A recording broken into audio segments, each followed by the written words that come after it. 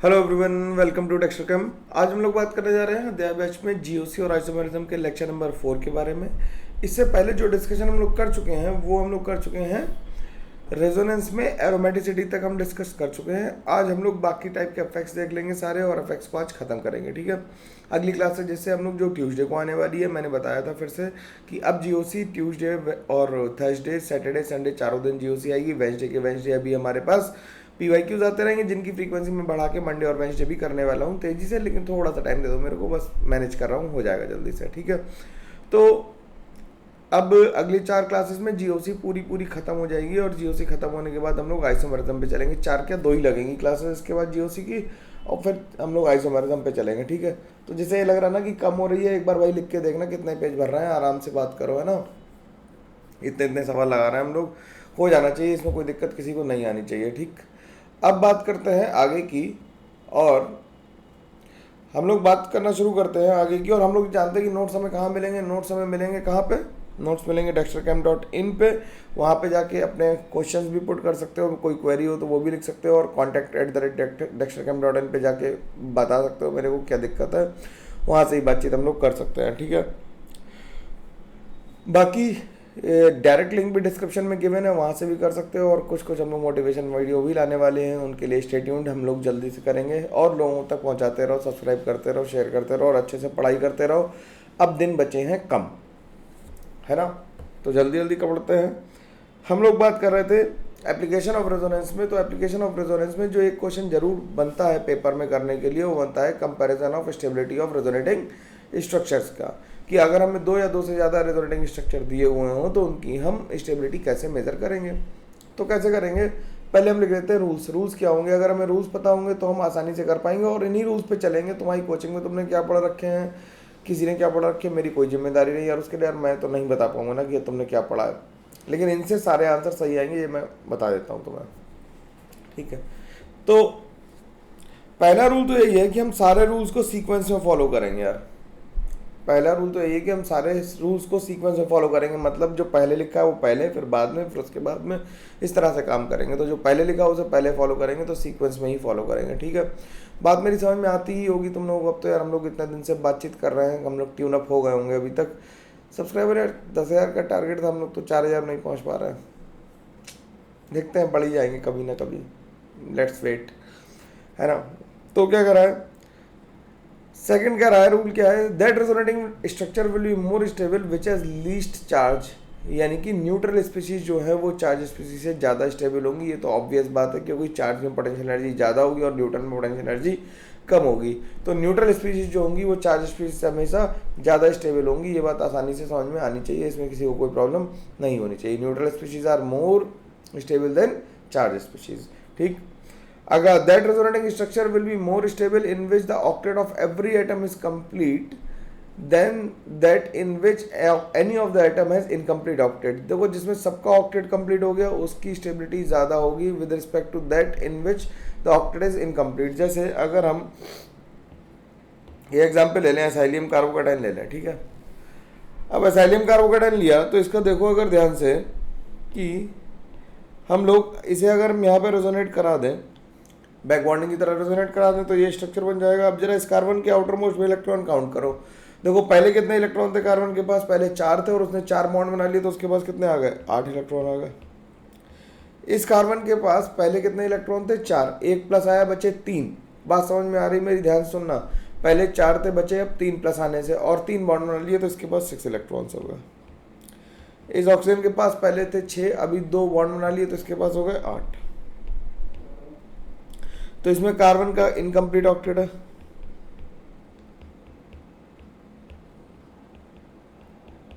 ठीक है, अब इसमें चेक करो जरा, इसमें तो 8 इलेक्ट्रॉन है ही। कार्बन के 4 बॉन्ड बन गए तो कार्बन के पास भी 8 इलेक्ट्रॉन है। और ऑक्सीजन से काउंट करो तो ऑक्सीजन के पास पहले कितने थे, 6 इलेक्ट्रॉन थे, 6 में से 1 प्लस आया तो कितने बचे, 5 बचे, और 5 में 3 बॉन्ड बना लिए तो कितने हो गए, 8 बचे। ठीक, तो इसमें सबका ऑक्टेट कंप्लीट है। तो कौन ज़्यादा स्टेबल होगा, इसमें सेकंड वाला स्ट्रक्चर ज़्यादा स्टेबल होगा फर्स्ट वाले से। जिसमें ऑक्टेट कंप्लीट हो रहा है उसकी स्टेबिलिटी ऑब्वियसली ज़्यादा है, किससे, जिसमें इनकम्प्लीट ऑक्टेट है। ये बात समझ में आ रही है आसानी से। चलो आगे बात करते हैं स्ट्रक्चर, ये लिखने हैं, नोट्स लिख लेना, इनसे नौकरी भी मिल जाएगी भाई। देखो कल को तुम्हें टीचर बनना होगा तो तुम भी बन जाओगे। अभी कहोगे सर टीचर क्यों बनेंगे, हम तो इंजीनियर बनेंगे। अरे यार तुम लोग भी उन्हीं से पढ़ना पसंद करते हैं ना जो IIT NIT से पढ़ के आए हैं। तो वही है कि टीचर्स बनते हैं बहुत सारे लोग, इंजीनियर्स डॉक्टर्स टीचर्स बन जाते हैं। तो पढ़ो ध्यान से, कॉपी संभाल के रखना, ठीक। तो that resonating structure will be more stable in which the positive charge is on the electropositive element and negative charge is on the electronegative element then the other way लिख देता है। मतलब क्या कह रहे हैं कि वो रेजोनेटिंग स्ट्रक्चर ज़्यादा स्टेबल है जिसमें पॉजिटिव चार्ज इलेक्ट्रोपॉजिटिव एलिमेंट पे है और नेगेटिव चार्ज इलेक्ट्रोनेगेटिव एलिमेंट पे है, ठीक है। तो वो स्ट्रक्चर ज़्यादा स्टेबल होंगे विद रिस्पेक्ट टू अदर जिसमें नेगेटिव चार्ज पॉजिटिव स्पेशी पे हो, पॉजिटिव चार्ज नेगेटिव स्पेशी पे हो। कैसे देखेंगे, जैसे हमने ये स्ट्रक्चर बना लिया, ठीक। अब इसमें जब ये रेजोनेंस करके यहाँ गया तो ये दोनों रेजोनेटिंग स्ट्रक्चर है, ये तो बात तय है। सबसे पहले क्या करेंगे, ऑक्टेट कंप्लीट करेंगे। निगेटिवली चार्ज दोनों है तो किसी में पहला रूल काम नहीं कर रहा है, यानी कि हम लोग न्यूट्रल और चार्ज वाली बात नहीं कर पाएंगे। अब ऑक्टेट काउंट कर लो। कार्बन के पास कितने इलेक्ट्रॉन होते हैं, 4। एक निगेटिव आया हो गए 5, 5 और 3 8।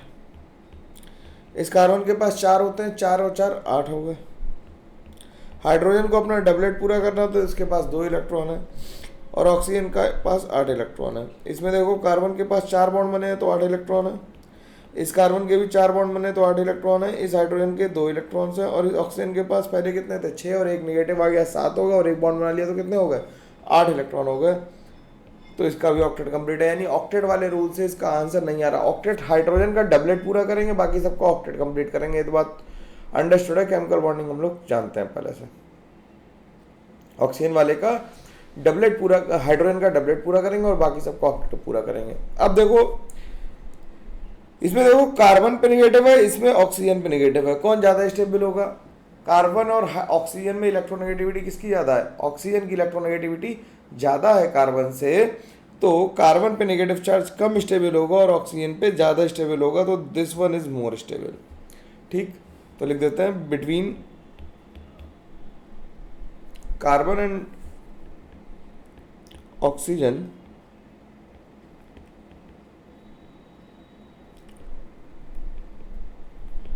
electronegativity of oxygen is more, therefore the stability is more।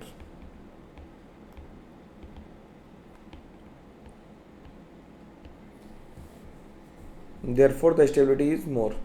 अब जब पॉजिटिव चार्ज आएगा तो तुमने ये रेजोनेंस करा दिया मान लिया और इससे ये बना दिया।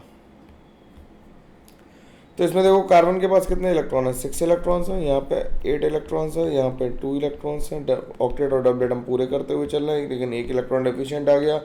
यहाँ कार्बन के पास 8 इलेक्ट्रॉन्स हैं, इस कार्बन के पास 8 इलेक्ट्रॉन्स हैं, इस हाइड्रोजन के पास 2 इलेक्ट्रॉन है और ऑक्सीजन के पास पहले कितने थे 6, एक चला गया तो कितने बचे 5 बचे। अब 5 में एक बॉन्ड बना लिया तो कितने हो गए 6 हो गए। तो इसका ऑक्टेट कंप्लीट नहीं हुआ, इसके पास 6 इलेक्ट्रॉन रह गया। अब दोनों का ऑक्टेट कंप्लीट नहीं है तो हम क्या करेंगे, फिर से वो देखेंगे। तो कार्बन और ऑक्सीजन में कौन ज्यादा इलेक्ट्रोपॉजिटिव है, कार्बन, तो कार्बन पॉजिटिव चार्ज स्टेबल होगा। तो इसका आंसर क्या आ जाएगा, ये बात समझ आ रही। तो negative charge on more electronegative element and positive charge on more electropositive element is favourable condition. इतनी बात समझ में आनी चाहिए आसानी से, इसमें कोई दिक्कत किसी को नहीं आनी चाहिए, ठीक है। बात समझ में आ ही रही है यार, है ना। देखो यार अब दिन बचे हैं कम, अक्टूबर अगस्त चल रही है, अगस्त के बाद सितंबर, 15 अगस्त के काउंट कर लो तो 15 अगस्त के बाद सितंबर, अक्टूबर, नवंबर तक ही है। तो अब 3 महीने में सारा ही कोर्स कराने की कोशिश करूंगा। थोड़ा तेज चलेंगे हम लोग तो ख़त्म कर देंगे, फ्रीक्वेंसी बढ़ेगी, सब कुछ बढ़ेगा, अब तो बढ़ता ही जाएगा, धीरे धीरे एक्सपोनेंशियली बढ़ेगा। नवंबर तक मैं सारा कोर्स वाइंड अप कर ही दूंगा एट एनी कॉस्ट, उसके लिए तुम्हें परेशान होने की ज़रूरत नहीं है बिल्कुल। साथ साथ जो 12th में है, जो ड्रॉपर है, वो पी ब्लॉक वाली सीरीज़ देखना शुरू कर दो यार। रोज देखो, रोज 10 मिनट उसे रोज देखोगे, सुनोगे, पढ़ोगे तो हो जाएगी मतलब पी ब्लॉक। आराम से पी ब्लॉक पढ़ लो और डी एंड एफ पढ़ लो, ठीक है, जल्दी जल्दी उन्हें पढ़ लो, फिर एस हम पढ़ा देंगे तब पढ़ लेना। एस और हाइड्रोजन मैं करा दूंगा पूरा, ठीक है, कोई दिक्कत नहीं, मैं करा ही दूंगा, मैं तो करा ही देता हूँ, ठीक। अब अगला क्या स्टेटमेंट कर रहा है, that resonating structure will be more stable in which the opposite charge particles are close and like charges are far apart. तो ये तो बात तय है कि जब भी अपोजिट चार्ज होंगे उन्हें पास पास रखने से क्या होगा कि स्टेबिलिटी बढ़ेगी, क्योंकि फोर्स ऑफ अट्रैक्शन बढ़ेगा, और दूर दूर रखने से अब क्या होगा, कम होगी। लेकिन अगर लाइक चार्जेस होंगे तो क्या होंगे, उन्हें दूर रखना चाहिए। भाई फिजिक्स का लॉ है कि पॉजिटिव पॉजिटिव से दूर है, नेगेटिव नेगेटिव से दूर है, और पॉजिटिव नेगेटिव पास रहे। सिंपल बात है, इसमें तो कोई दिक्कत आनी ही नहीं चाहिए। ये तो मतलब बच्चों का खेल है ना, इसे तो दिक्कत की बात है ही नहीं ना यार। अब आईआईटी ने 2009 में एक सवाल पूछा एडवांस में, उसे देख लेते हैं। ये कह रहा है कि आईआईटी ने पूछा था कि इसमें स्टेबिलिटी सबसे ज़्यादा किसकी है, सबसे ज़्यादा पूछी थी, लेकिन हम लोग तो तेज लोग हैं, हम लोग क्या करेंगे, इसमें ऑर्डर लिखेंगे, स्टेबिलिटी किसकी ज़्यादा थी किसकी कम नहीं लिखेंगे, हम लोग ऑर्डर लिखेंगे। तो सबसे पहले क्या करेंगे, नंबर ऑफ, देखो सब में चार्ज है, कोई न्यूट्रल स्पीशी नहीं है, तो पहला वाला नियम तो काम करेगा नहीं। अब बात करते हैं ऑक्टेट कंप्लीट की। तो यहाँ पे कार्बन के पास 8 इलेक्ट्रॉन है, नाइट्रोजन के पास कितने थे, 5 थे, एक गया, 4 बचे, 4 बॉन्ड बना लिए तो 8 हो गए। नाइट्रोजन के पास 5 थे, एक नेगेटिव, तो ये क्या हो गया, 6 और 2 8 हो गए। यहाँ कार्बन के पास कितने हैं, 6 इलेक्ट्रॉन्स है, नाइट्रोजन के पास 8 इलेक्ट्रॉन्स है, और नाइट्रोजन के पास 8 इलेक्ट्रॉन्स है। यहाँ पे कार्बन के पास 8 इलेक्ट्रॉन्स है, नाइट्रोजन के पास 8 इलेक्ट्रॉन्स है, और इस नाइट्रोजन के पास भी 8 इलेक्ट्रॉन्स है। यहाँ कार्बन के पास 8 इलेक्ट्रॉन्स है, नाइट्रोजन के पास 8 इलेक्ट्रॉन्स है, और नाइट्रोजन के पास 6 इलेक्ट्रॉन्स है। तो ऑब्वियसली 1 और 3 में सबका ऑक्टेट कंप्लीट है, और 3 और 2 और 4 में नहीं है। तो 1 और 3 ज़्यादा स्टेबल होंगे, 1 और 3 ज़्यादा स्टेबल होंगे विद रिस्पेक्ट टू किसके, 2 और 4 के। अब देखना जरा कि 1 और 3 में दोनों का ऑक्टेट कंप्लीट है, तो हम कोई बात इस बारे में नहीं कर पाएंगे। आराम से देखो भाई, आराम से, बिल्कुल कोई जल्दी नहीं है कि 1 और 3 में देखो सबका ऑक्टेट कंप्लीट है ना, इसका भी ऑक्टेट कंप्लीट है, इसका भी, सबके पास देखो 8 इलेक्ट्रॉन आ रहे हैं ना। अब हम अपने नेक्स्ट टूल पे जाएंगे कि नेगेटिव चार्ज और more electronegative element is more stable then other. तो इसमें देखो नाइट्रोजन पे पॉजिटिव तो दोनों ही केस में लगा हुआ है यार, नाइट्रोजन में पॉजिटिव तो दोनों ही केस में लगा हुआ है, लेकिन नेगेटिव चार्ज यहाँ पे नाइट्रोजन में, यहाँ पे कार्बन पे है। तो कार्बन मोर इलेक्ट्रोनेगेटिव है या नाइट्रोजन, हम लोगों को ये पता है कि इलेक्ट्रोनेगेटिविटी नाइट्रोजन की ज़्यादा है, किससे, कार्बन से। तो कार्बन की इलेक्ट्रोनेगेटिविटी कम होने की वजह से पहला ज़्यादा स्टेबल हो जाएगा, फिर 3 आ जाएगा। अब 2 और 4 में कंपेयर करो, 2 और 4 में देखो ध्यान से कि दोनों में ऑक्टेट इनकम्प्लीट है, एक में कार्बन का, एक में नाइट्रोजन का, ठीक। अब कार्बन पे पॉजिटिव और नाइट्रोजन पे नेगेटिव वाला ज्यादा स्टेबल होगा with respect to other one in which the carbon has negative charge and nitrogen has positive charge. क्योंकि नाइट्रोजन ज्यादा इलेक्ट्रोनेगेटिव है, उस पर पॉजिटिव लगाने से स्टेबिलिटी कम होगी। तो क्या आ जाएगा, कौन ज्यादा स्टेबल हो जाएगा, स्टेबल हो जाएगा 2 ज्यादा स्टेबल हो जाएगा, 2 ज़्यादा स्टेबल हो जाएगा, और 4 कम स्टेबल हो जाएगा। तो ये स्टेबिलिटी ऑर्डर लिख दिया। तो हमें आंसर तो केवल जब आईआईटी में आया था तो आंसर बताना था कि 1 ही सबसे ज़्यादा स्टेबल है, लेकिन हम लोगों ने स्टेबिलिटी ऑर्डर लिख के इसे थोड़ा सा और एक्सप्लेन करने की कोशिश की है, ठीक। आगे बात करते हैं। अगला क्वेश्चन क्या कर रहा है, compare the stability of resonating structure. अब रेजोनेटिंग स्ट्रक्चर्स की स्टेबिलिटी कंपेयर करनी है, इसकी भी हमें कैसे करेंगे। देखो भाई, इसमें सबका ऑक्टेट कंप्लीट है, अगर ध्यान से देखोगे, अगर ध्यान से देखोगे तो सबका ऑक्टेट कंप्लीट है फर्स्ट वाले में। इस ऑक्सीजन के पास 8 इलेक्ट्रॉन है, सारे कार्बन के पास भी, और नाइट्रोजन के पास भी 8 इलेक्ट्रॉन्स है। इसमें भी सबके पास 8 इलेक्ट्रॉन्स है, तो 8 इलेक्ट्रॉन सबके पास ही है, कोई दिक्कत की बात नहीं है, सबका ऑक्टेट कंप्लीट है, ऑक्टेट वाला काम नहीं करेगा। अब यहाँ पे ऑक्सीजन पे नेगेटिव है और नाइट्रोजन पे पॉजिटिव है, यहाँ पे कार्बन पे नेगेटिव है और नाइट्रोजन पे पॉजिटिव है, कार्बन पे नेगेटिव और नाइट्रोजन पे पॉजिटिव है। तो जब ऑक्टेट वाला काम नहीं कर रहा तो ऑक्सीजन पे negative charge is more stable then other. और वैसे भी ये कैसा स्ट्रक्चर है, ये बेंजेनॉइड है, कैसा है, ये बेंजेनॉइड है, मतलब बेंजीन इसमें बनी हुई है, एरोमेटिक सिस्टम है, तो ये ज़्यादा स्टेबल होगा। तो ये 1 सबसे ज़्यादा स्टेबल हो गया। अब 2 और 3 में देखो, दोनों में एक ही जैसी सिचुएशन है, कार्बन पे नेगेटिव और नाइट्रोजन पे पॉजिटिव, लेकिन पॉजिटिव नेगेटिव जहाँ पे पास होगा उसकी स्टेबिलिटी ज़्यादा होगी with respect to that in which the distance is more. जहाँ पे पॉजिटिव नेगेटिव पास होगा वहाँ पे स्टेबिलिटी ज़्यादा होगी with respect to that in which the charges are separated far apart, ठीक। क्योंकि अनलाइक चार्जेस है तो उन्हें पास पास होना चाहिए था, लेकिन दूर दूर है तो हम कहेंगे स्टेबिलिटी कम हो गई, ठीक है। अच्छा, एरोमेटिक, नॉन एरोमेटिक और एंटी एरोमेटिक में सबसे ज़्यादा स्टेबल कौन था? मैंने वर्बली बताया था, लिखा नहीं था कि एरोमेटिक कंपाउंड सबसे ज़्यादा स्टेबल होते हैं। अगर हम स्टेबिलिटी ऑर्डर लिख दें, एरोमेटिक सबसे ज़्यादा स्टेबल है, फिर नॉन एरोमेटिक है, और फिर एंटी एरोमेटिक है। ठीक, एरोमेटिक, नॉन एरोमेटिक और फिर एंटी एरोमेटिक है। ठीक है, आसानी से बात समझ में आनी चाहिए, ये तो सिंपल बात है। अगला क्वेश्चन मैं होमवर्क के लिए छोड़ दे रहा हूँ।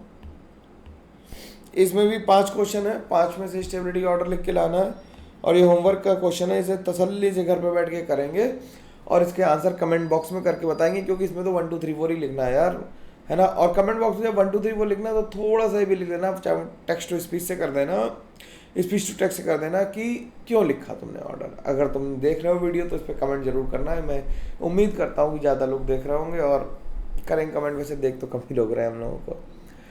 ठीक है, फिर लोगों को बाद में मिर्चा लगेगी कि अरे सर वो ये छूट गया, वो छूट गया, बैकलॉग हो गया। अरे बैकलॉग होने क्यों दे रहे हो, अभी आलस मत करो, पढ़ो।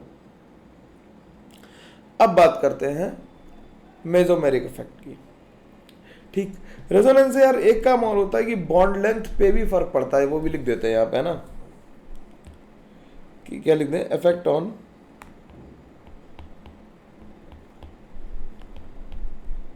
Bond length. Effect on bond length क्या होता है कि मान लेते हैं कि हमने एग्जांपल ले लिया CH2 double bond CH single bond NH2, और एक ले लिया CH3 CH3 2 NH2। CN bond length एक में x मान ली, एक में हमने y मान ली। ठीक, तो हमसे पूछा x और y में कौन ज़्यादा होगा, तो रेजोनेंस होने की वजह से इसमें पाई बॉन्ड कैरेक्टर होगा, रेजोनेंस होने से इसमें डबल बॉन्ड कैरेक्टर आ जाएगा, और इसमें रेजोनेंस नहीं है। समझ में आ रहा है, इसमें रेजोनेंस है लेफ्ट वाले में और राइट वाले में रेजोनेंस नहीं है, तो डबल बॉन्ड कैरेक्टर की वजह से x will be lesser than y हो जाएगा। क्या हो जाएगा, x will be lesser than y हो जाएगा। क्यों, क्योंकि इन x रेजोनेंस इज देयर। तो सिंपल बात, अगर हम बोलें कि अगर कोई सिंगल बॉन्ड था और रेजोनेंस के बाद वो डबल हो रहा है तो उसकी बॉन्ड लेंथ क्या होगी, उसकी बॉन्ड लेंथ कम हो जाएगी, और अगर डबल से सिंगल हो रहा होगा तो बॉन्ड लेंथ बढ़ जाएगी। सिंपल सी बात है, अगर सिंगल से डबल हो रहा है तो बॉन्ड लेंथ कम होगी, डबल से सिंगल हो रहा है तो बॉन्ड लेंथ बढ़ेगी। इस बात का ध्यान रखेंगे और कॉपी में लिख लेंगे। ठीक, अब बात करते हैं मेसोमेरिक इफेक्ट की। मेसोमेरिक इफेक्ट को ही हम लोग रेजोनेंस कहते हैं। अब क्या हुआ कि हमने एक कॉन्जुगेटेड सिस्टम ले लिया, हम कॉन्जुगेशन समझते हैं, और कॉन्जुगेटेड सिस्टम में एक एटम ऐसा लगाया, हेटेरो एटम, जिसके पास लोन पेयर है। लोन पेयर होना जरूरी है। एक्स कोई एटम है या फिर ग्रुप ऑफ एटम्स है, उसमें क्या है, लोन पेयर का होना जरूरी है। ठीक, तो ये एक्स क्या करेगा, एक्स के पास क्योंकि इलेक्ट्रॉन पेयर है, ये इलेक्ट्रॉन पेयर को धक्का दे सकता है, धक्का दे सकता है। तो x is pushing electron towards the carbon chain, then we say, अगर कोई भी चीज कार्बन चेन की तरफ इलेक्ट्रॉन धक्का दे रही है तो हम क्या कहते हैं, वो कैसा इफेक्ट शो कर रही है, प्लस आर या प्लस एम इफेक्ट शो कर रही है। अगर कोई भी ऐसी चीज जो कार्बन चेन की तरफ धक्का दे रही है वो क्या करेगी, प्लस आर या प्लस एम इफेक्ट शो करेगी। तो जो एग्जाम्पल हमने लिखे हैं, अगर ध्यान से देखोगे तो तुम्हें ये पता लग जाएगा कि इनमें सब में लोन पेयर है, इनमें कोई बड़ा सा ऑर्डर नहीं लिखा है। कंपेयर अभी कर लेते हैं हम लोग। तो देखो, नाइट्रोजन पे लोन पेयर NH2 में भी है, NR में भी है और NR2 में भी है, OH में भी है, OR में भी है, FCl Br I सब में लोन पेयर है, NH पे लोन पेयर, N पे लोन पेयर, O पे लोन पेयर, O पे लोन पेयर। और M इफेक्ट जो लिखा जाता है वो with respect to phenyl group लिखा जाता है। किसके लिखा जाता है, विद रिस्पेक्ट टू। जैसे I इफेक्ट था विद रिस्पेक्ट टू हाइड्रोजन, वैसे ही M effect with respect to phenyl ring लिखा जाता है, कि रिंग को कौन इलेक्ट्रॉन दे रहा और कौन इन रिंग से इलेक्ट्रॉन खींच रहा।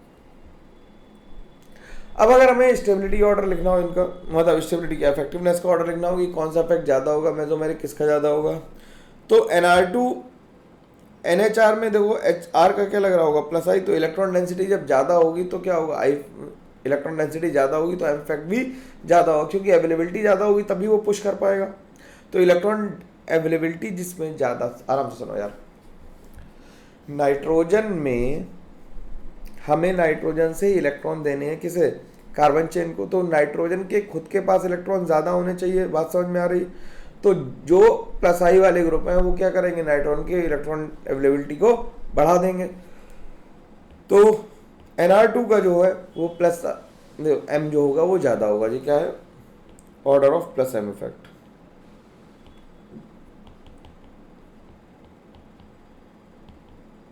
Order of plus m effect. ऐसे ही OH और OR में देखोगे तो OR का प्लस आई लगेगा।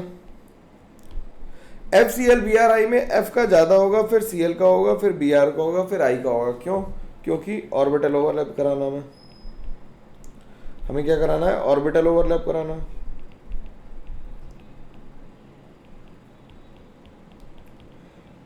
तो इसमें कौन सी होगी, इसमें ओवरलैपिंग होगी 2p 2p, इसमें होगी 2p 3p 2p, इसमें होगी 4p 2p, इसमें 5p 2p। तो क्योंकि एनर्जी गैप बढ़ता जाएगा, ओवरलैपिंग उतनी अच्छी नहीं हो पाएगी, इसलिए F सबसे अच्छा प्लस m इफेक्ट शो करता है और I सबसे कम करता है। ठीक है,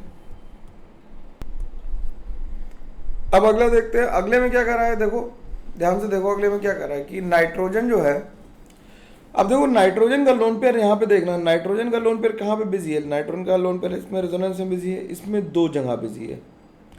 तो अपनी जेब में अगर अलग जेब खाली हो हमारी तो पैसे रखने के लिए, तो हम किसी दूसरे को पैसे नहीं देंगे। तो नाइट्रोजन जिसमें अगर अपने पास इलेक्ट्रॉन डेंसिटी ज़्यादा होगी तभी इलेक्ट्रॉन दे पाएगा, अगर रेजोनेंस में खुद इन्वॉल्व है तो इलेक्ट्रॉन कम दे पाएगा। तो NHCOR और NCOR और COR में जो फर्स्ट वाला है उसमें ज़्यादा होगी, क्योंकि नाइट्रोजन का लोन पेयर यहाँ पे कहाँ पे एक ही बार बिजी है और यहाँ पे दो जगह बिजी है। जब दो जगह बिजी है तो आगे इलेक्ट्रॉन नहीं दे पाएगा, खुद को ही इलेक्ट्रॉन देता रहेगा और स्टेबिलिटी कम, मतलब प्लस इफेक्ट को कम कर देगा।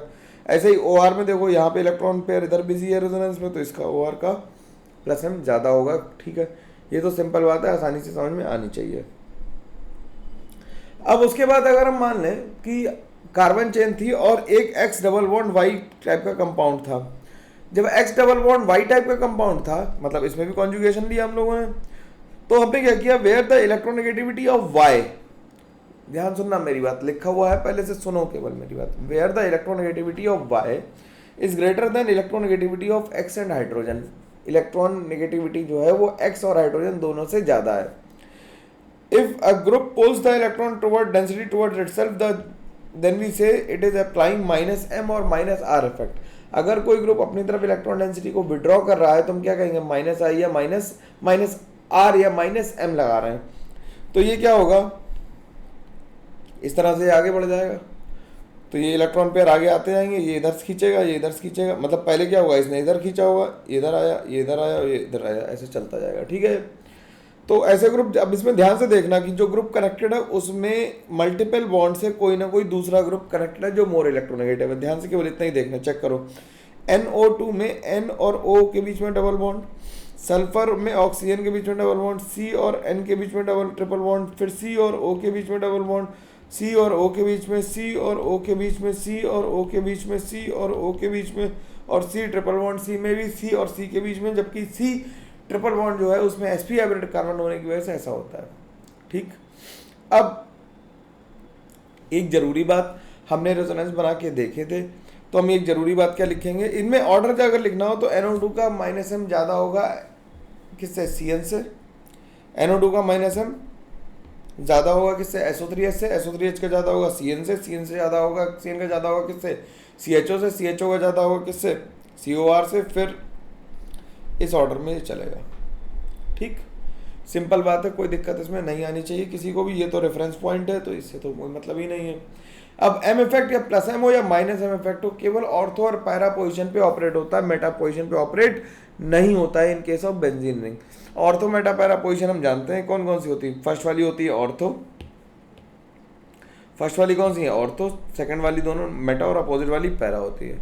तो ये प्लस m इफेक्ट, ये इंपॉर्टेंट बात है, इस बात को हम ध्यान रखेंगे क्या, कि m इफेक्ट जो है वो ऑपरेट करता है केवल ऑर्थो और पैरा पोजीशन पे, लेकिन मेटा पोजीशन पे ऑपरेट नहीं करता इन केस ऑफ बेंजीन रिंग। तो ध्यान रख पाएंगे कि ऑर्थो और पैरा पे, ये बात मैं पूछूंगा जब अगली क्लास में सवाल लगवाऊंगा तो तुमसे डिस्कस कर करके लगवाऊंगा। ठीक है, चलो भाई आगे बात करते हैं हम लोग। अब बात करते हैं एम इफेक्ट और आई इफेक्ट की बात खत्म हो गई। अब बात करते हैं hyper conjugation. Hyper conjugation is also called no bond resonance या आइसोवेलेंट हाइपर कॉन्जुगेशन भी कहते हैं। तो इसकी जरूरत क्यों पड़ी ये बात करते हैं। तो वो हाइपर कॉन्जुगेशन जो है वो हाइपर है। हाइपर का मतलब होता है कि कुछ जरूरत से ज़्यादा। हाइपर का लिटरल मीनिंग होता है जरूरत से ज़्यादा, मतलब कि जितना होना चाहिए उससे ज़्यादा है, तो उसे हम क्या कहेंगे, उसे हम कहेंगे हाइपर। जैसे अगर हम कहते हैं कि हाइपर एक्टिव है, तो हाइपर एक्टिव मतलब जरूरत से ज़्यादा एक्टिव है। हाइपर टेंशन है तो टेंशन से ज़्यादा टेंशन है। तो हाइपर शब्द लगाने का मतलब है कि जरूरत से, लोग कहते हैं कि क्यों हाइपर हो रहे हो, तो जरूरत से ज़्यादा अगर कॉन्जुगेशन हो गया तो उसे हम कहेंगे हाइपर कॉन्जुगेशन।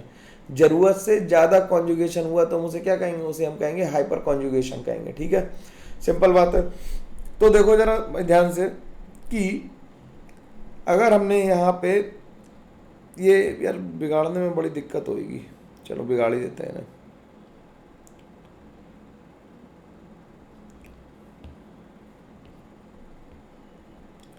ठीक है, एक सेकंड दे दो बस, इरेज कर दें, जिससे तुम्हें मेरी बात थोड़ी सी ज़्यादा समझ में आ जाएगी, जो मैं चाहता हूँ कि आए तुम्हारे, और तुम भी यही चाहते हो आई होप कि मेरी बात ज़्यादा समझ में आए। तो इसे बिगाड़ ही देता है, फटाफट जल्दी से लिख देंगे। ठीक, तो यहाँ पे हमने CH3 लिख लिया, यहाँ पे प्लस लिख लिया। अगला एग्जाम्पल लिख लिया CH3 CH2 प्लस, और यहाँ पे लिख लिया CH3 CH2 प्लस। ठीक, इसका नंबर आ लिया 1, ये 2 हो गया, ये 3 हो गया, और ये हो गया 4। अब देखना जरा ध्यान से बात सुनना कि ये पूरा ग्रुप कौन सा इफेक्ट लगा रहा है। देखना जरा ध्यान से, सर्कल कर रहा हूँ, ये कैसा इफेक्ट लगा रहा है, प्लस आई लगा रहा है, ये भी प्लस आई लगा रहा है, और ये भी प्लस आई लगा रहा है। रेजोनेंस तो कहीं हो नहीं रहा, और ये भी प्लस आई लगा रहा है। प्लस आई का ऑर्डर सबसे ज़्यादा किस में आएगा, प्लस आई सबसे ज़्यादा किस में लग रहा है। अगर हम according two plus I effect की बात करें तो टर्शरी ब्यूटाइल का प्लस आई सबसे ज़्यादा होगा। ये तो बात जानते हैं, हम लोग सीख गए इतनी केमिस्ट्री तो, कि टर्शरी ब्यूटाइल का प्लस आई सबसे ज़्यादा होगा, फिर आइसोप्रोपाइल का होगा, फिर इथाइल का होगा, और फिर मिथाइल का होगा। तो टर्शरी ब्यूटाइल का प्लस आई सबसे ज़्यादा हो गया। तो according two plus I effect जो आंसर आना चाहिए था वो 1 2 3 4 आना चाहिए था। कैसा आना चाहिए था, 1 2 3 4 आना चाहिए था according two plus I effect. लेकिन एक्चुअली में ऑर्डर जो आया वो जस्ट अपोजिट आ गया, यानी 4 3 2 1 आ गया। तो लोगों को लगा ओ माई गॉड, कुछ तो दिक्कत चल रही है, कुछ तो दिक्कत चल रही है, तभी ऐसा आया ना, नहीं तो नहीं आता भाई। रेजोनेंस हो नहीं रहा, सिंपल बात समझो, रेजोनेंस हो नहीं रहा, नहीं हो रहा ना। अब आई इफेक्ट से आंसर आ नहीं रहा, तो कुछ गड़बड़ हो गई। हम लोगों ने जो पढ़ा वो मतलब अभी अप टू मार्क नहीं है, उसे कुछ हमें अपडेट करने की ज़रूरत है। बात समझ में आ रही इतनी कि नहीं आ रही, इतनी बात तो समझ में आनी ही चाहिए। ठीक, तो जो एक्चुअल ऑर्डर आया उसे एक्सप्लेन करने के लिए ज़रूरत पड़ी हाइपर कॉन्जुगेशन की, उसे जरूर एक्सप्लेन करने के लिए ज़रूरत पड़ी किसकी, हाइपर कॉन्जुगेशन की। अब hyper conjugation in case of positive charge कैसे देखेंगे। तो हमने क्या करा, हमने बना लिया एक कार्बोकेटाइन, कार्बोकेटाइन से एक मिथाइल ग्रुप जोड़ लिया, एक मिथाइल ग्रुप जोड़ लिया कार्बोकेटाइन से। ठीक, अब मिथाइल ग्रुप जब जोड़ा तो कार्बोकेटाइन के रिस्पेक्ट में पहले कार्बन को कहते हैं alpha carbon, which should be sp3 hybridized. पहले कार्बन को क्या कहते हैं, अल्फा कार्बन कहते हैं। भाई काउंटिंग है अल्फा बीटा गामा, जैसे हमारे राइट में कोई बैठा है तो वो भी अल्फा, और लेफ्ट में रहता है बैठा है तो वो भी अल्फा है। तो अल्फा काउंटिंग है, 1 2 3 की जगह अल्फा बीटा गामा काउंटिंग करते हैं। तो कार्बन के रिस्पेक्ट में पहले कार्बन को, कार्बोकेटाइन के रिस्पेक्ट में पहले कार्बन को हम अल्फा कार्बन कहते हैं, जिसे कैसा होना चाहिए, sp3 हाइब्रिडाइज्ड होना चाहिए। और sp3 हाइब्रिडाइज्ड अल्फा कार्बन से जुड़े हाइड्रोजन को अल्फा H कहते हैं। याद रह पाएगी कि अल्फा कार्बन से जुड़े हाइड्रोजन को अल्फा H कहते हैं। जो sp3 हाइब्रिड पहला कार्बन था कार्बोकेटाइन के रिस्पेक्ट में, उसे हम अल्फा कार्बन कह रहे थे, और उससे जुड़े हाइड्रोजन को अल्फा H कहेंगे, उसका sp3 होना जरूरी है। तो ये बॉन्ड पेयर क्या किया, ध्यान से सुनना, ये थोड़ी अजीब बात है। बॉन्ड पेयर ने क्या किया, बॉन्ड पेयर ने अपने इलेक्ट्रॉन यहाँ दिए, और ये इस तरह की कहानी बन गई, डबल बॉन्ड बन गया और प्लस बन गया। ठीक, ये टोटली हाइपोथेटिकल है, कोई इसका फिजिकल सिग्निफिकेंस नहीं, कोई इसका प्रूफ नहीं है, हाइपोथेटिकल फिनोमेना है हाइपर कॉन्जुगेशन, क्योंकि थ्योरी को एक्सपेरिमेंट को एक्सप्लेन करने के लिए जरूरत पड़ी, हम वैसे से जरूरत पड़ने की बात नहीं थी। ठीक, तो अल्फा H कौन सा है, ये तीन हमारे पास क्या हो गए, अल्फा H हो गए। ये तीनों क्या है हमारे पास, ये तीनों हमारे पास अल्फा एच है। ठीक, तो there we have 3 alpha H. तो दिस कार्बोकैटायन जैसे एक अल्फा एच हाइपर कॉन्जुगेशन कर पा रहा है, वैसे ही दूसरा भी कर पाएगा, वैसे ही तीसरा भी कर पाएगा। तो इस कार्बोकैटायन के पास कितने अल्फा एच है? 3 अल्फा एच है। तो this carbocation has 3 hyper conjugative structures. कितने हाइपर कॉन्जुगेटिव स्ट्रक्चर होंगे? 3 होंगे। अलग अलग कार्बन, अलग अलग हाइड्रोजन, मतलब अलग अलग हाइड्रोजन बार बार हाइपर कॉन्जुगेट करते रहेंगे। ठीक है, तो अब जरा ध्यान से देखना, मेरी बात ध्यान सुनना कि ये कार्बन कार्बोकैटायन है। कार्बोकैटायन के रिप्रेजेंट में पहला कार्बन ये अल्फा कार्बन है जो कि sp3 है, और इससे अल्फा एच कितने जुड़े हुए हैं बताओ भाई, काउंटिंग करके बताओ अल्फा एच कितने हैं? कोई अल्फा एच नहीं है उसमें, सारे CH3, तो अल्फा एच हो गया 0। इसमें ये कार्बोकैटायन आ गया तो इससे जुड़ा ये कार्बन, ये अल्फा कार्बन हो गया, और इससे अल्फा एच कितने जुड़े हुए हैं? 1। इसमें ये अल्फा कार्बन हो गया और अल्फा एच कितने होगा बताओ भाई, अल्फा एच कितने हो गए? 2। इसमें ये अल्फा है, ये अल्फा कार्बन है, और इससे जुड़े एच को अल्फा एच कहेंगे, तो अल्फा एच कितने हो गए? 3। तो हम ये बात लिखेंगे कि जो एक्सपेरिमेंट से हमें पता लगा कि जो कार्बोकैटायन का ऑर्डर आ रहा था, देखो ध्यान से पीछे क्या आ रहा था, ऑर्डर आ रहा था 4 3 2 1 आ रहा था। तो 4 सबसे ज्यादा स्टेबल है, तो हम ये लिखेंगे कि greater the number of alpha H greater will be the stability. इस लाइन को हम लोग याद रखेंगे बिल्कुल जड़ से, कि greater the number of alpha H greater will be the stability. ये बात सबको समझ में आनी ही चाहिए, there is no way to escape. ठीक है, अब hyper conjugation in case of free radical. Hyper conjugation in case of free radical को हम लोग आइसोवेलेंट हाइपर कॉन्जुगेशन भी कहते हैं। क्या कहते हैं? आइसोवेलेंट हाइपर कॉन्जुगेशन। आइसोवेलेंट हाइपर कॉन्जुगेशन भी कहते हैं इसे। तो इसमें क्या हुआ कि जरा देखना ध्यान से, हमारे पास क्या था? हमारे पास फ्री रेडिकल था। फ्री रेडिकल के रिस्पेक्ट में पहला carbon is alpha carbon which should be sp3 hybridized. तो पहले कार्बन से जुड़े H को हम क्या कहेंगे? This H is called alpha H। This H is called alpha H। अब क्योंकि फ्री रेडिकल है तो जब इसमें रेजोनेंस कराएंगे तो फ्री रेडिकल एक इधर आएगा, एक इधर आएगा, और ये निकल जाएगा। तो देखो एक रेडिकल बन गया और डबल बॉन्ड बन गया। तो हम कहेंगे greater the number of alpha H greater will be the stability of free radical. जितने फ्री रेडिकल में अल्फा एच ज़्यादा होंगे उनकी स्टेबिलिटी भी उतनी ज़्यादा होगी। सिंपल बात है, बिल्कुल आसानी से समझ में आनी चाहिए, इसमें कोई दिक्कत तो होगी नहीं ना यार। जीओसी अभी तक समझ में आ रही है, एफएक्स बहुत ज़रूरी है, बिल्कुल बढ़िया से समझ में आने ही चाहिए, कोई तरीका नहीं है इससे बचने का। ठीक है, greater the number of alpha H greater will be the stability of free radical. तो अगर हमें इनकी स्टेबिलिटी लिखनी हो तो देखो इसमें क्या लिखेंगे? इस रेडिकल के रिस्पेक्ट में ये अल्फा कार्बन है, तो इससे अल्फा एच कितने आ गए? इससे अल्फा एच कितने हैं? 0। इस पे अल्फा एच कितने हैं? 1। इस पे अल्फा एच कितने हैं? 2। और इस पे अल्फा एच कितने हैं? 3। तो सबसे ज़्यादा स्टेबल कौन हो गया? 4 3 2 1। बात समझ में आ रही है आसानी से, इसमें कोई दिक्कत की बात नहीं है। ठीक है, कोई दिक्कत नहीं, कोई परेशानी नहीं, बढ़िया बात है एकदम। तो अगर इसमें भी तुम्हें मतलब दिखाना ही होगी रेडिकल के साथ अल्फा एच कैसे बनेंगे, तो इसे भी दिखा सकते हो। ये इधर आया, ये इधर आया, और ये इधर चला गया, तो ये एल्कीन बन गई इससे। इसमें भी सिंपल बात है। अब hyper conjugation in case of carbon ion. अब कार्बन आयन के पास वेकेंट ऑर्बिटल तो होता नहीं है। कार्बन आयन के पास वेकेंट ऑर्बिटल नहीं होता, ना तो सोमो होता है ना लूमो होता है। उसके पास कोई भी अनऑक्यूपाइड ऑर्बिटल या सिंगली ऑक्यूपाइड ऑर्बिटल नहीं है, इसलिए carbon ion does not undergo hyper conjugation. अब हाइपर कॉन्जुगेशन की बात हो ही रही है तो यहाँ पे कार्बोकैटायन के केस में एक लिख देते हैं, एक लाइन और यहाँ पे इंपॉर्टेंट बात लिख देते हैं। लिखते हैं इन case of carbocation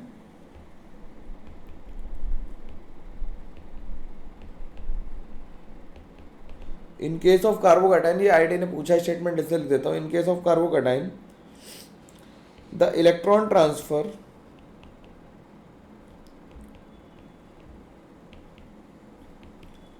takes place from sigma CH2 empty P orbital,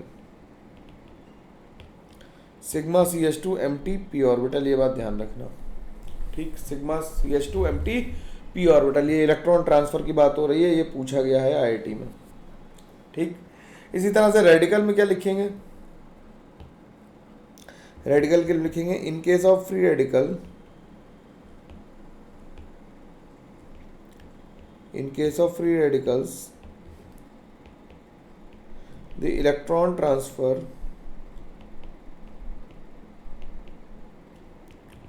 takes from sigma CH2 SOMO of CH2 radical।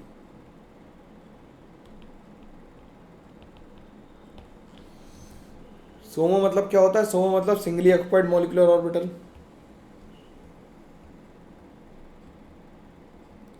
और सिंगली नहीं, single occupied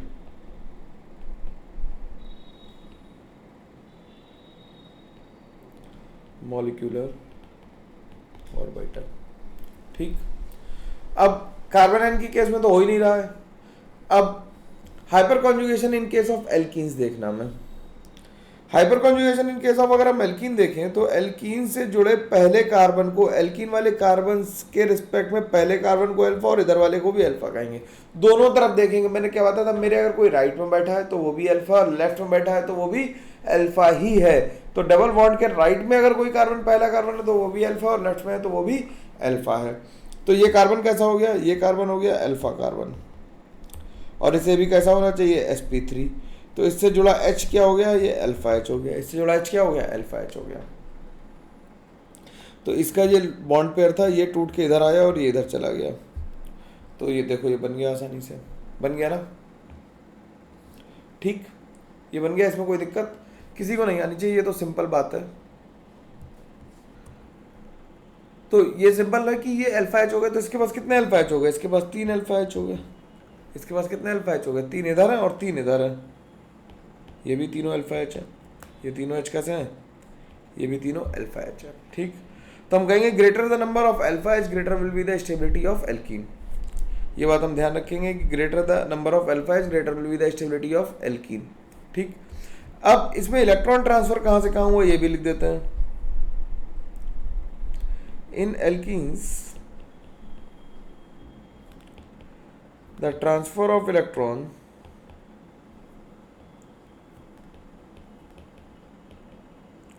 takes place from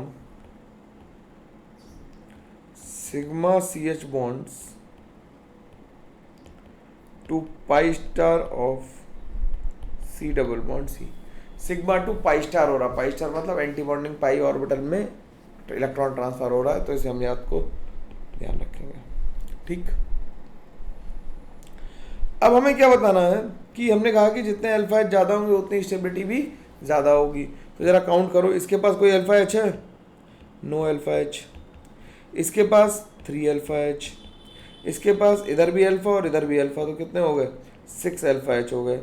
इसके बाद देखो कोई अल्फा ही नहीं, यही बना हुआ नीचे, तो इसके पास तो कोई अल्फा ही नहीं, 0 अल्फा H है। तो स्टेबिलिटी किसकी ज़्यादा है, जिसके पास अल्फा H ज़्यादा उसकी स्टेबिलिटी भी ज़्यादा है, जिसके पास अल्फा H ज़्यादा है उसकी स्टेबिलिटी भी ज़्यादा है, सिंपल बात है। अब अगला क्वेश्चन देखते हैं। अब देखो इसमें क्या कर रहा है, ये अल्फा है, तो ये क्या हो गया, 6 अल्फा H हो गया। इसके पास यही अल्फा है, केवल राइट साइड में कोई अल्फा कार्बन है ही नहीं, तो ये कितने होगा, 2 अल्फा H होगा। और इसमें देखो 1 अल्फा 2 अल्फा, तो इसके पास भी 6 अल्फा H हो गया। अब 2 क्वेश्चन ऐसे हैं जिनमें 6 अल्फा H है, तो स्टेबिलिटी ऑर्डर जो आएगा, अगर हम इसे 1 2 3 लिख लें, तो स्टेबिलिटी ऑर्डर जो आएगा वो क्या आएगा, 3 सबसे ज़्यादा होगा, फिर 1 होगा, फिर 2 होगा। तो इसमें लिख लेते हैं कि isobutane is more stable, isobutane is more stable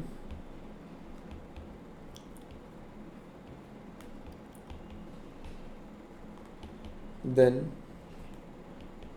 trans 2 butene and cis 2 butene.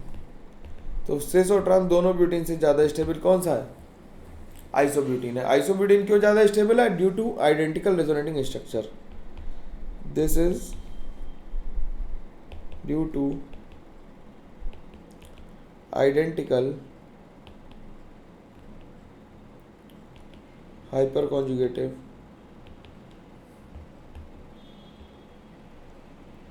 Structures. Identical hyper conjugative structures की वजह से आइसोब्यूटीन ज़्यादा स्टेबल होती है।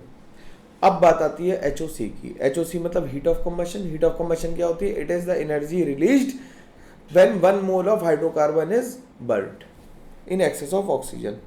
ठीक, तो लिख देते हैं इट इज, दूसरे कलर के पेन से लिख देते हैं, it is the energy released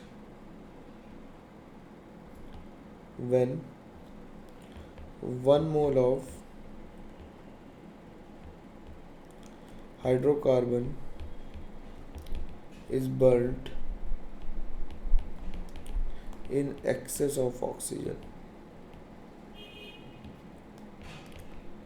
in excess of oxygen। ठीक, तो हीट ऑफ कंबशन जो होती है, मैं इसे दोबारा लिख दूं, यहाँ पे बहुत पास पास आ गया।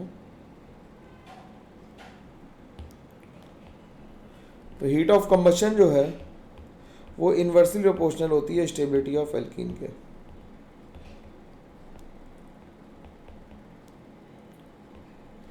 और ये बात तो हम ध्यान रखेंगे ही। और डायरेक्टली प्रोपोर्शनल होता है HOC number of carbon atoms का। अगर number of carbon atom same है तो हम स्टेबिलिटी देखेंगे, otherwise number of carbon atoms को प्रायोरिटी देंगे। तो अगर हमें इसमें HOC का ऑर्डर लिखना हो तो क्या हो जाएगा? ये आइसोब्यूटीन है, आइसोब्यूटीन है, इसके 6 अल्फा H है। ये ट्रांस टू ब्यूटीन है। अभी 11th वालों को थोड़ी दिक्कत होगी, ट्रांसोसिस में ज्योमेट्रिकल आइसोमरिज्म पढ़ लोगे तो वहाँ पे क्लियर हो जाएगा। ये ट्रांस टू ब्यूटीन है। ट्रांस टू ब्यूटीन क्या होगा? इसके पास भी 6 अल्फा H है। और ये कैसा है? ये हमारी ब्यूटीन है, 1 ब्यूटीन 1 है, 1 ब्यूटीन है। तो इसमें 2 अल्फा H है। इसमें कितने अल्फा H है? इसमें 2 अल्फा H है। ठीक, तो सबसे ज़्यादा स्टेबल कौन सी है? आइसोब्यूटीन। तो हीट ऑफ कंबशन जो होगी वो सबसे ज़्यादा किसकी होगी? वो होगी ट्रांस टू मतलब 1 ब्यूटीन की, क्योंकि उसकी स्टेबिलिटी कम है, इसलिए हीट ऑफ कंबशन ज़्यादा है। ठीक, अगले क्वेश्चन में देखो, अगले क्वेश्चन में देखो इसमें रेजोनेंस हो रहा है। तो रेजोनेंस ज़्यादा डोमिनेंट है किससे? अल्फा H से। अगर ध्यान से देखोगे तो इसके पास अल्फा H कितने? 4 अल्फा H हैं। तो 4 अल्फा H तो इसके पास भी है, देख लो। ठीक, तो रेजोनेंस की वजह से ये ज़्यादा स्टेबल है। तो हीट ऑफ कंबशन किसका ज़्यादा है? तो लिख लेते हैं resonance is more dominant then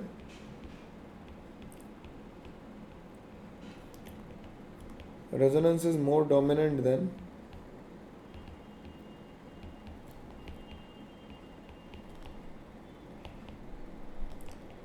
hyper conjugation. Actual conjugation hyper conjugation से ज़्यादा स्टेबल है। ठीक, resonance is always more effective than hyper conjugation. With resonance alkene is more stable as compare to unconjugated alkene, यानी जिसमें resonance नहीं है।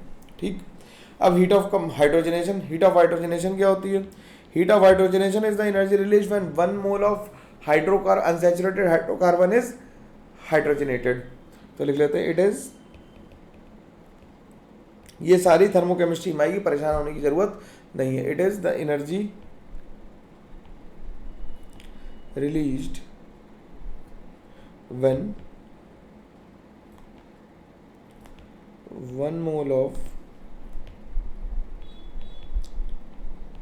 unsaturated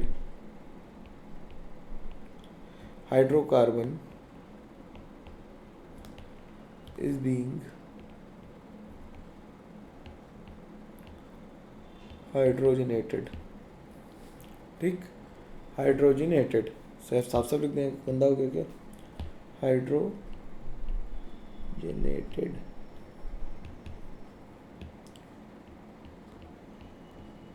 ठीक, तो ये भी इन्वर्सली होगी किसके? स्टेबिलिटी ऑफ एल्कीन को नंबर ऑफ पाई बॉन्ड के डायरेक्टली प्रोपोर्शनल होगी। ठीक, तो जैसे इसमें एक पाई बॉन्ड है और इसमें कितने पाई बॉन्ड है? 2। तो हीट ऑफ हाइड्रोजनेशन इसकी ज़्यादा होगी। क्यों? क्योंकि 2 मोल बॉन्ड में रिड्यूस करने पड़ेंगे। अब इसमें देखो, इसमें कितने अल्फा H आ रहा है? एक ये अल्फ़ा, एक ये अल्फ़ा और एक ये अल्फ़ा। तो कितना अल्फ़ा एच आ गया? 7 अल्फ़ा एच आ गया। इसमें देखो ये अल्फ़ा, ये अल्फ़ा, ये अल्फ़ा और ये अल्फ़ा, तो इसमें 10 अल्फ़ा एच आ गया। ठीक। और इसमें कितने अल्फ़ा एच आ गए? ये अल्फ़ा और ये अल्फ़ा, तो इसमें 4 अल्फ़ा एच आ गया। तो सबसे ज़्यादा स्टेबल कौन सी हो गई? 2 हो गई, फिर 1 हो गई और फिर 3 हो गई। तो एच ओ एच का ऑर्डर क्या जाएगा? एच ओ एच का ऑर्डर जो आएगा वो क्या आएगा? 3 ग्रेटर देन 1 ग्रेटर देन 2। तो इसे अगर हम 1 2 3 नंबर लिख लें तो 3 ग्रेटर देन 1 ग्रेटर देन 2 आ जाएगा एच ओ एच का ऑर्डर। स्टेबिलिटी ऑर्डर क्या आ जाएगा? जस्ट अपोजिट होगा। स्टेबिलिटी ऑर्डर जो होगा वो जस्ट अपोजिट होगा। यार टेक्निकल ग्लिच आ जाती कभी कभी। स्टेबिलिटी ऑर्डर जो होगा वो क्या होगा? 2 ग्रेटर देन 1 ग्रेटर देन 3। ठीक, सिंपल बात है। तो इस तरह से हमने हाइपर कॉन्जुगेशन को भी कंप्लीट कर लिया। अब बचता है electromeric effect. Electromeric effect on demand लगता है, टेम्परेरी इफेक्ट है, डिमांड पे लगता है। आई इफेक्ट, एम इफेक्ट और हाइपर कॉन्जुगेशन परमानेंट है, ये हमेशा लगेंगे। ये टेम्परेरी इफेक्ट है तो ये डिमांड पे लगेगा। तो जब कोई इनकमिंग न्यूक्लियोफाइल आता है तो पोलराइजेशन इन बॉन्ड होता है, या इलेक्ट्रोफाइल आता है तो पोलराइजेशन इन बॉन्ड होता है। जैसे ही वो चला जाता है वैसे ही पोलराइजेशन भी सरेंडर हो जाता है, खत्म हो जाता है। तो polarization in bond when the electrophile और nucleophile come is called electromeric effect. मतलब जो पोलराइजेशन इन बॉन्ड होता है उसे हम इलेक्ट्रोमेरिक इफेक्ट कहते हैं। तो न्यूक्लियोफाइल्स मतलब होता है nucleus the polarization of pi bond due to the incoming reagent. Electrophile और nucleophile is called electromeric effect. और इसका स्टेबिलिटी यूज करने में, स्टेबिलिटी को डिफाइन करने में हम रेडिकल में इसे बिल्कुल भी नहीं पढ़ते, इसलिए इसे पढ़ने की जरूरत भी नहीं है ज़्यादा डिटेल में। तो यहाँ तक हम लोगों ने बात कर ली है। अब अगली क्लास जो आने वाली है जो ट्यूसडे को होगी उसमें हम लोग कार्बोकैटाइन की स्टेबिलिटी के बारे में बात करेंगे, कार्ब एनाइन की स्टेबिलिटी के बारे में बात करेंगे और फ्री रेडिकल की स्टेबिलिटी के बारे में बात करेंगे। 3 स्टेबिलिटीज के बारे में बात करेंगे।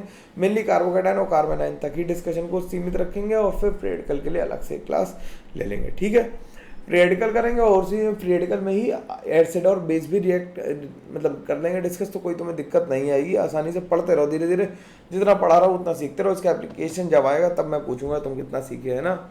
चलो भाई मिलते हैं, तब तक के लिए लोगों को तक वीडियो पहुंचाते रहो, शेयर करो यार, दोस्तों को बताओ कि सर जिंदा है अभी।